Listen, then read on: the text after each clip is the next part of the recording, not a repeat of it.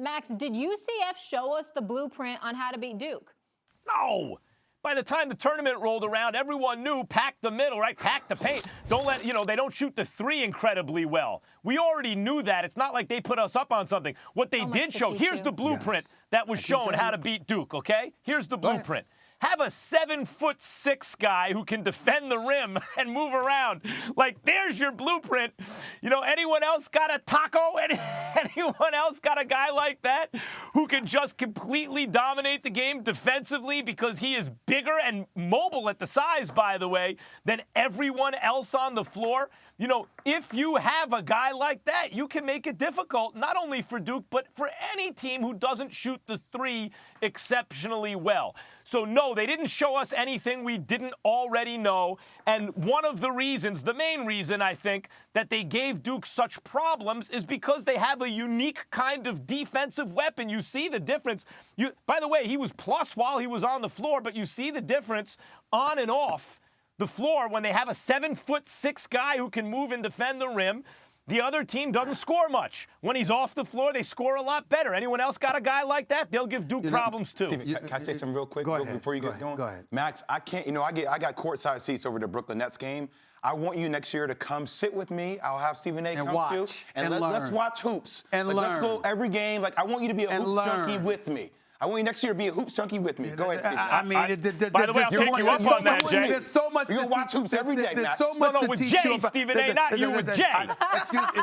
Stephen A's third wheeling? Well, let me be. No. When it comes, I will always take a back seat to basketball when it comes to this brother right here, because I watched him. I know what this brother could do. There is so much to teach you. I don't have the time. And you should be doing better in these debates. And if it wasn't for me knowing how hard you work, I would accuse you of having not watched this game. Hell yeah, there was a blueprint. Hell yeah, there was a blueprint for if you're going up against Duke, let me tell you what UCF showed you. Number one, Trey Jones, shoot all day.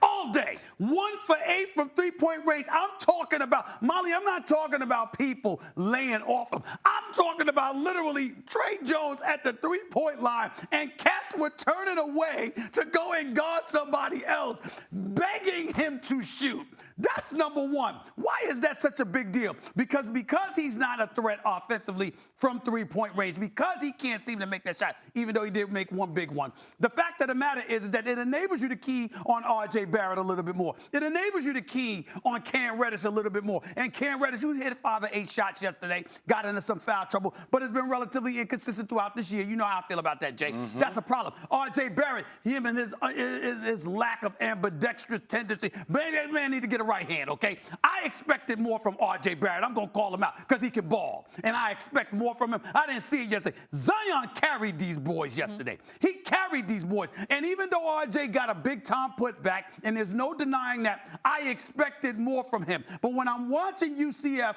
I know that you got Tacko. He's 7'6". He's guarding the paint, but he was in foul trouble. I thought they could have attacked him a little bit more. I thought they could have got him out of the game earlier, but they were making bad decisions. Not only that, why were they making bad decisions? Because you had a miniature guard in Trey Jones who can't shoot. And because you knew he couldn't shoot, you were able to sit up there and lay off of him a little bit. Duke wasn't looking to attack because they're like, you got a wide open shot, go ahead and take it. And I think that contributed to some of their troubles. They're going to struggle from the free throw line. You know they're going to struggle from three-point range. You make them a perimeter shooting team, period. And that is how you beat them. That is why I picked Carolina to win the national championship, because I know Carolina would know exactly what to do against them. They are not going to hit threes, and they ain't going to hit free throws. Trey Jones lost confidence. Oh, yeah, he lost all confidence. I think he needs to come back to school next year, because his stock was going up at the beginning of the season. Now him and Cam Reddish, in my opinion. Well, Cam, yeah. Cam's, you can go into that. Cam got mad talent. Yes. I'm not questioning his He's talent. going to get drafted on his potential. I know that. Talent. Potential. We were playing in college one time. I'll never forget this without saying the player's name. But we had a situation where we were in a huddle, and this player was saying, I'm open. And Mike Dunleavy looked at him in the huddle and said, dude, you open for a reason, man. You cannot shoot from the three-point line. Right. And that's what we saw from Trey Jones. Yeah. The brilliance of the scouting report, the blueprint, Stephen A., they didn't just have a player on Trey Jones. North Carolina had a guard on Trey Jones. He played off. Syracuse, they put that zone. They played off. They had Tacko Fall on Trey Jones. Yeah. Tacko Fall, 7'6", the center on Trey Jones. Not even playing him, sitting in the middle of the paint. In the middle of the paint. Yeah. Coach K had 2 players on the floor. Jordan Goldwire, he shoots 12% from the three-point line. And then Trey Jones, he shoots 23% from the three-point line. So every time Zion caught the ball, he had his primary defender. He had the defender that was playing off of Jordy Goldwire, sitting there in the middle of the paint, and he had 7'6" Tacko Fall waiting for him in the paint. Same time RJ caught the ball, there was nowhere to go. Now, Zion still got 32 points driving because he's that talented. He's that talented. But if there's anything, if Virginia Tech, Michigan State, if anybody has watched that, why wouldn't you do the same thing? There were times Trey Jones at the top of the key, wide open. Go ahead and shoot it. Beat us from the three-point line. You're not going to beat us from the paint. You're going to beat us from the three-point line. I mean, I appreciate that Jay at least is more specific about how they introduced a new wrinkle, why this is a blueprint. Yes, Jay, I get that. In other words, you can actually, walk away or put a guy on him who's not really going to guard him. But let me go back at both of you about why this is not the blueprint. Number one, Stephen A., nothing you said people didn't already know. You knew that's why you took Carolina.